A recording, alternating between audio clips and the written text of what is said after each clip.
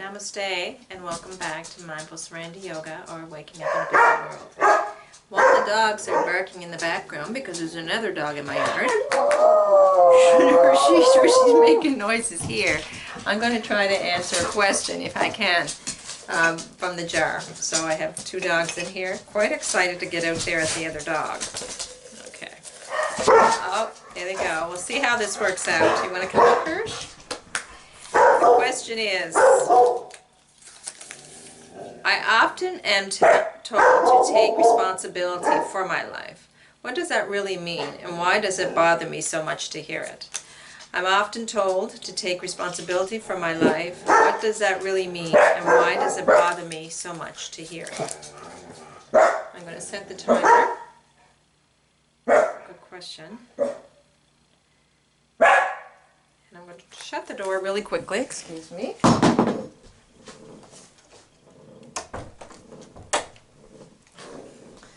And I'm back. I'm going to set the timer. I'm just going to read that question again because I often am told to take responsibility for my life. What does that really mean, and why does it bother me so much to hear it?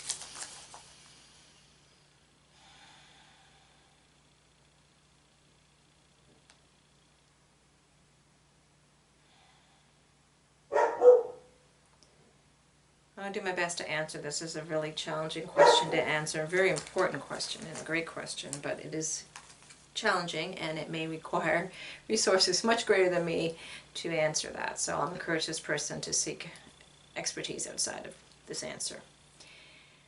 I believe that in order to understand what responsibility really means, we need to break the word apart into two syllables. And I heard Sadhguru saying this one time, so this does not come from me, it comes from what he taught.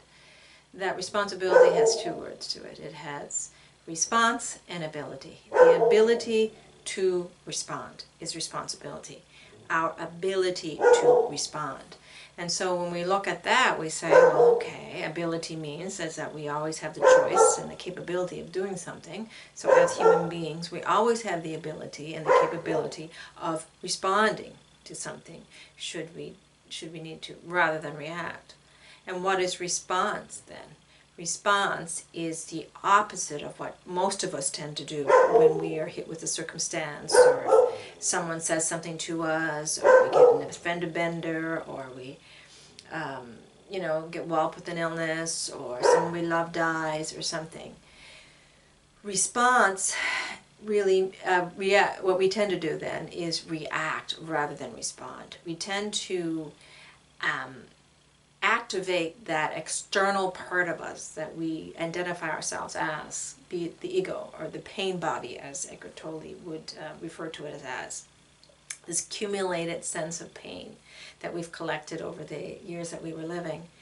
And we tend to activate that, so that is the thing that drives us into the action, rather than response would be that inner, deeper self of spaciousness and clarity and wisdom that would lead us to respond, but with inspired action, rather than a quick knee-jerk reflex that ego often gets us to do.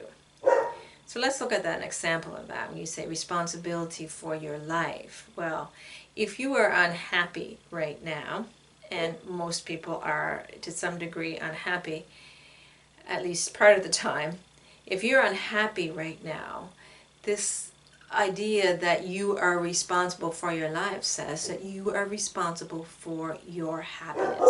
Whether or not you're happy is up to you. You have the ability to respond to your life circumstances with happiness rather than unhappiness. You have the ability within you to respond to your life circumstances with peace rather than stress and chaos and reactivity. That is what this individual who's trying to tell you that you need to take responsibility for your life means. It bothers us because we feel like we've being told that we're to blame for our life circumstance. We are to blame for our unhappiness.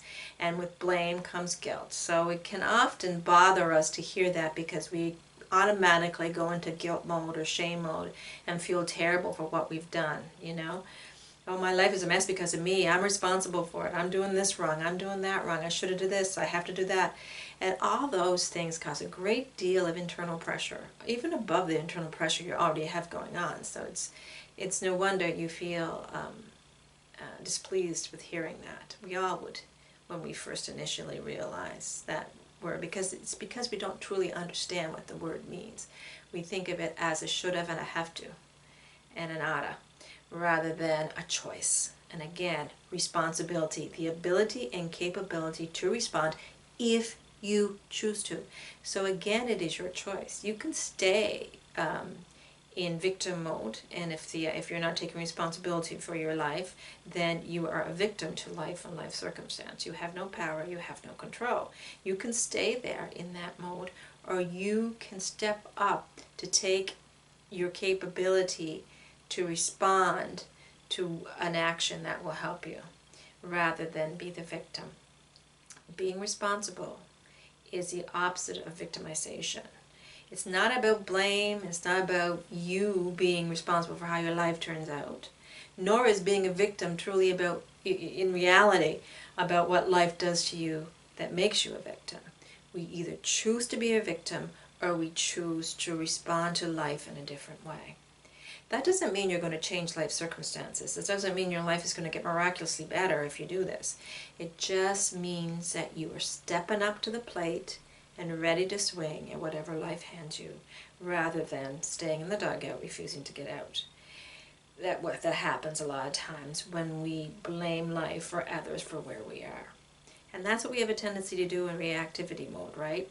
Someone says something to us, so they are automatically wrong because they offended us. They are bad, they are wrong, they shouldn't be. What they said was bad, wrong, shouldn't be. We make those judgments right away and make them the enemy and us the victim of whatever they are perpetuating on us.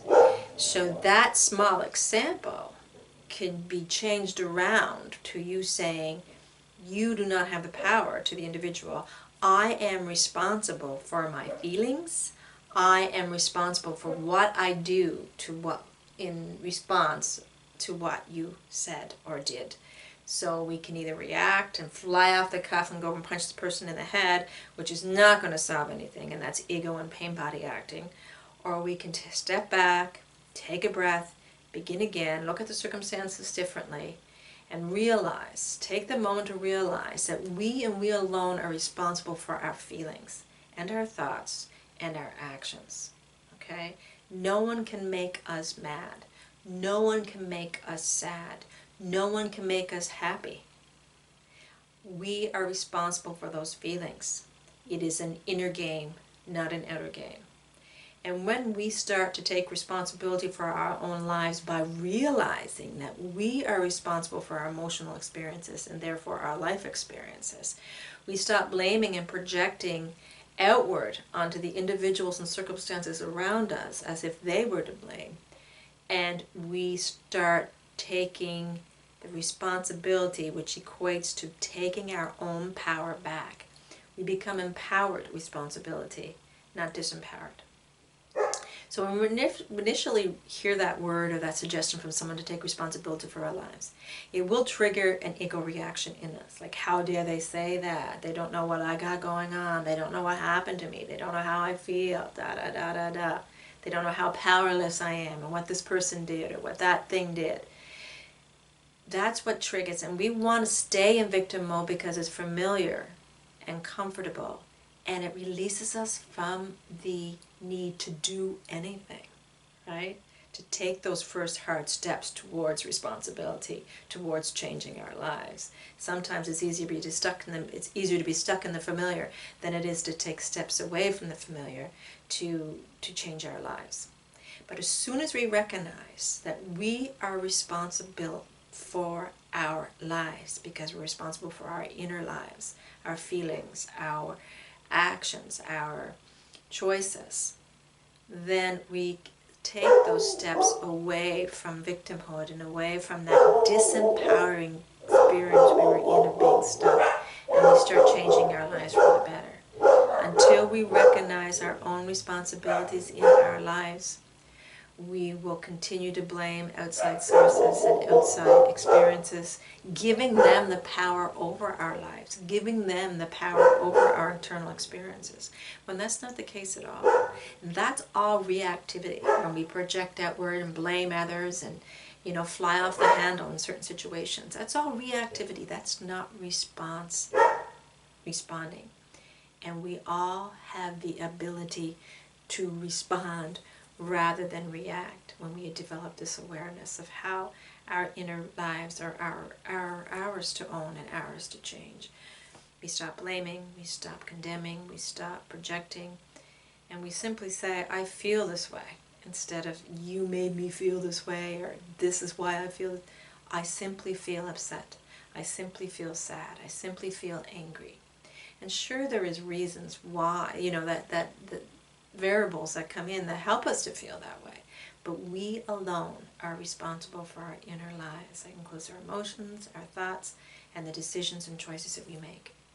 So once we realize that, we are beginning to take steps towards responsibility over our lives. We are getting our power back. We are owning our lives again, instead of allowing other people to make us feel a certain way, or life to make us feel a certain way and live a certain way. It is our choice. So yes, it's hard to hear it, and the reason why you're here is because you're so conditioned by ego to blame others and to not take, to give other people the power over your lives. That's why it's hard. But remember that you and you alone control your inner worlds, and therefore your outer worlds. So get your power back. Take responsibility for your life. Namaste.